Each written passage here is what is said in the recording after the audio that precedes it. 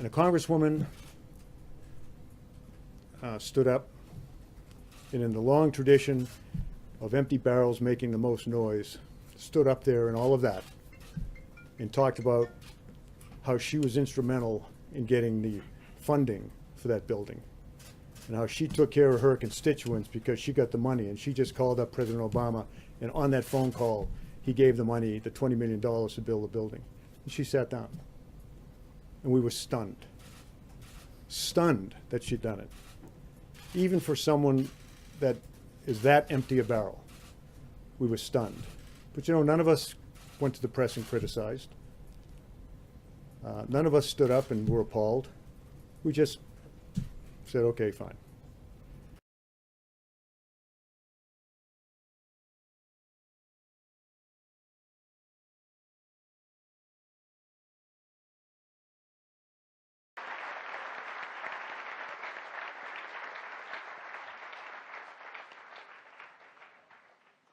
You know what? I will be presenting a bill, a copy of the bill that was signed into law to the FBI, and also the pens that the president used to sign that hallowed document. It is a miracle, to say the least, but it speaks to the respect that our Congress has for the Federal Bureau of Investigation, the men and women who put their lives on the line every single day. And today we're providing a boost to our nation by naming this fantastic building in honor of Special Agents Benjamin B. Grogan and Jerry L. Dove, who died valiantly on Friday, April 11th, and what is still considered the bloodiest gun battle in the storied history of the FBI. Most men and women in law enforcement leave their homes for work knowing that there is a possibility they may not return. If I may, will all men and women and first responders who work in law enforcement stand up now so that we can applaud you and what you do. Stand up. We are proud of you. We're proud of your courage. Thank you.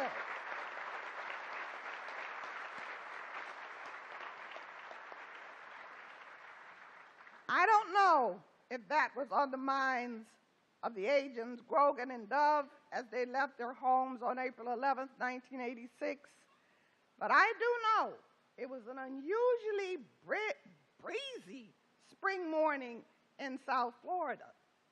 So eerily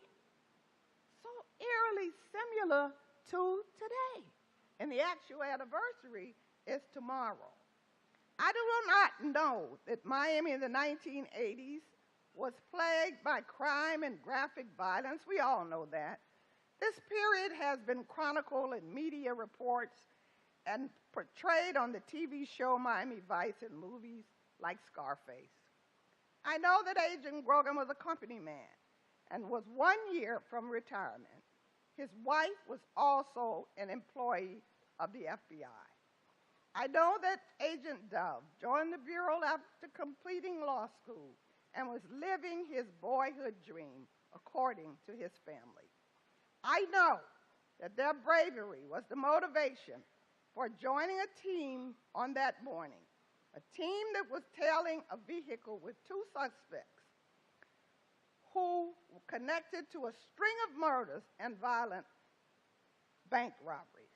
The agents attempted to get the driver to pull over. They were cornered. A gun battle immediately ensued. There was a barrage of bullets. I can only imagine the frustrations of those agents, yet they battled on.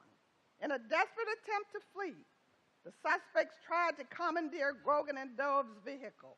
It is reported that the suspects shot both agents with a high-powered rifle at close range.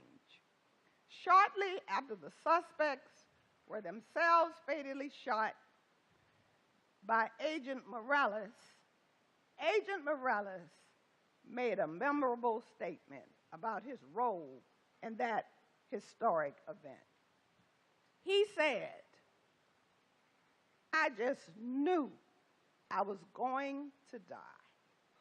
But I was going to do my very best to make sure that those suspects did not get away. When the smoke cleared, 2 agents lay dead and 5 were seriously injured. So today, it is our patriotic duty to lift up Special Agent Benjamin Grogan and Special Agent Jerry Dove from the street in South Florida and place their names and pictures high where the world will know that we are proud of their sacrifice, the sacrifice for our nation.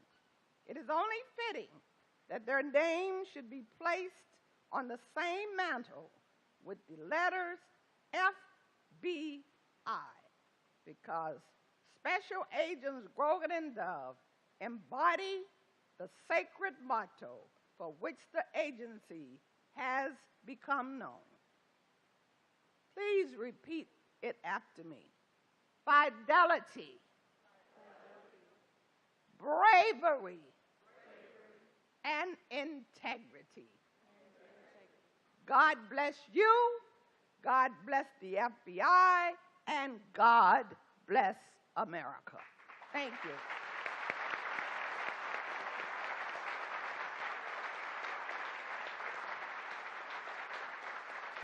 And in the long tradition of empty barrels making the most noise, stood up there and all of that, and talked about how she was instrumental in getting the funding for that building, and how she took care of her constituents because she got the money, and she just called up President Obama, and on that phone call, he gave the money, the $20 million to build the building.